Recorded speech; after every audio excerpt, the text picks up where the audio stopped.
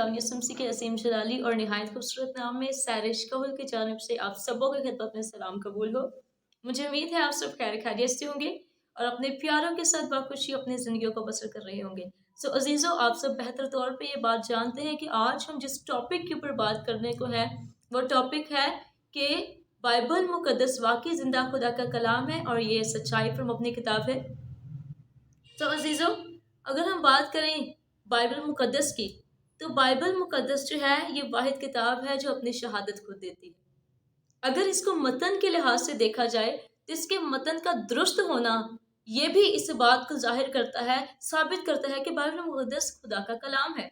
अगर पेशन गोइयों के या पेश गोई के लिहाज से देखा जाए तो बहुत सारी पेशन गोइयाँ जो है वो क्या होती हैं, पूरी होती हुई नजर आती हैं और आज भी पूरी हो रही हैं। तो अगर इस चीज़ को भी मद्देनजर रखते हुए देखा जाए तो बाइबल मुकद्दस जो है वाज़ेह तौर पर जाहिर हो रही है कि ये खुदा का कलाम है।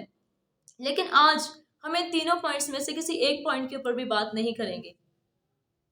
आज जिस चीज़ के ऊपर हम बात करेंगे वो है साइंस, क्योंकि दुनिया के अंदर जो इंसान किसी मजहब को नहीं मानता, किसी मजहबी किताब को नहीं मानता, जो इंसान बाइबल मुकद्दस को भी नहीं मानता, वो इंसान 110% मैं श्योरिटी के साथ, गारंटी के साथ ये बात कह सकती हूँ कि वो साइंस को मानता है।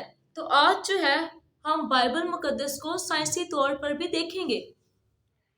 पहले नंबर पे जिस फिलोसोफर का नाम मेरे पास है, निकोलस कोपरनिकस जो है, ये एक ज़बरदस्त रियासीदान और एक ज़बरदस्त माहिर फल्कियात है। अब इसकी अगर रिहाइश गाह देखी जाए तो इसकी जो रिहाइश गाह है वो पोलैंड है। अब पोलैंड का ये रिहायशी है। अब इसका जो नज़रिया है जो ये पेश करता है ज़मीन के बारे, वो है कि ज़मीन जो है वो हवा में लटकी हुई है। अब ज़मीन को किसी चीज़ से हैंग नहीं किया गया, किसी चीज़ का लटकाया नहीं गया, ज़मीन को किसी भी चीज़ की सपोर्ट नहीं है। ज़मीन जो है वो हवा में है और ये हवा में लटकी हुई है और इस बंदे का ये अपनी रिसर्च के मुताबिक ये नज़रिया है। अब अगर दूसरे नंबर पे हम देखते हैं एक और माहिर फल्कियात जो कि शायर भी है और ज़बरदस्त रियाजीदान भी है।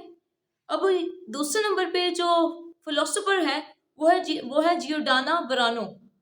अब इस फिलोसोफर का भी यही कहना है कि ज़मीन जो है वो हवा में लटकी हुई है।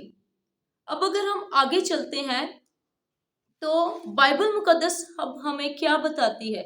जब हम देखते हैं अय्यूब की किताब, उसका 26वां बाब और उसकी 7वीं आयत में यूं मरकूम है, और शुमाल को फिजा में फैलाता है और ज़मीन को खला में लटकाता है।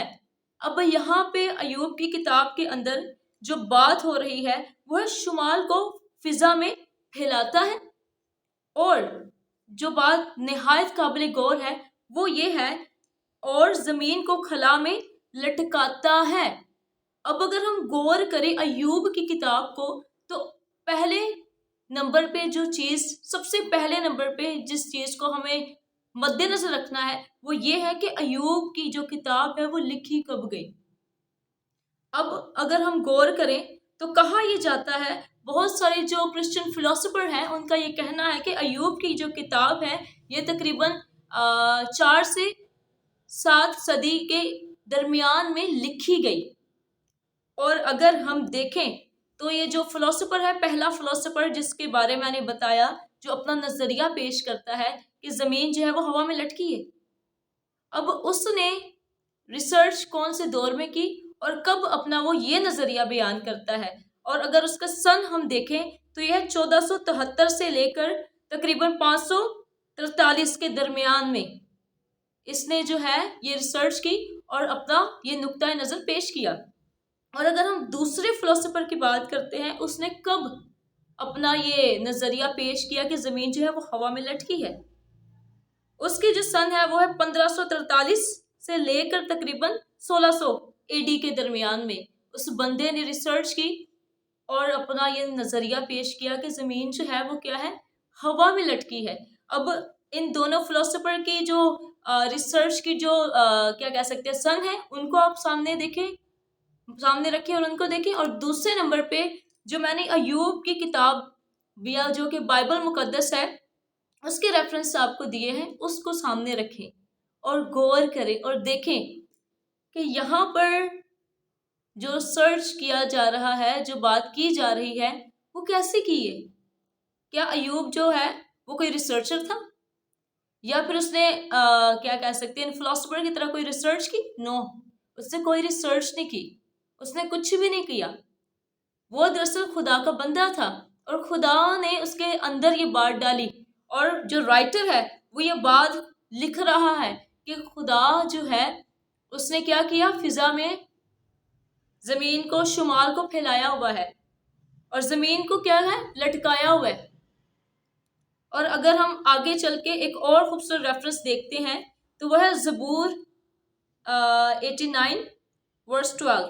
اب یہاں پر جو لکھا ہے وہ یہ ہے کہ وہ شمال اور جنوب کا بنانے والا وہی ہے. اب جو انسان موبائل بنا رہا ہے اس کو پتہ ہے کہ اس کے اندر کیا کیا ہے اور کیا کیا نہیں ہے، لیکن جو آسمان اور زمین کو بنانے والا ہے وہ بھی جانتا ہے کہ میں نے اس کو کیسے بنایا. تب بھی تو وہ اس سے پہلے کہ سائنسدان ریسرچ کرے، اس نے پہلے ہی سے واضح اس کتاب کے اندر درج کر دیا کہ زمین جو ہے وہ کہاں لٹکی ہے، ہوا میں لٹکی ہوئی ہے. سو بائبل مقدس کا جو خدا ہے وہ واضح طور پہ بتا چکا ہے. سو اگر دیکھا جائے تو اس مطابق، ان دونوں چیزوں کے مطابق بائبل مقدس واضح طور پہ یہاں پہ ثابت ہوتی ہے کہ یہ خدا کا کلام ہے. سو عزیزوں، یہ بات ابھی یہیں پر ختم نہیں ہوتی. اسی ویڈیو کا اگلا حصہ جو ہے ضرور ہم جلدی اپلوڈ کرنے کو ہے، اور کوشش کریں گے 2 یا 3 ویڈیوز کے اندر اس بات کو ہم مکمل طور پر کھول کر واضح طور پر اور بہتر سے بہتر طریقے سے آپ سبوں تک لا سکیں. ملتے ہیں نیکسٹ ویڈیو میں. God bless you, take care.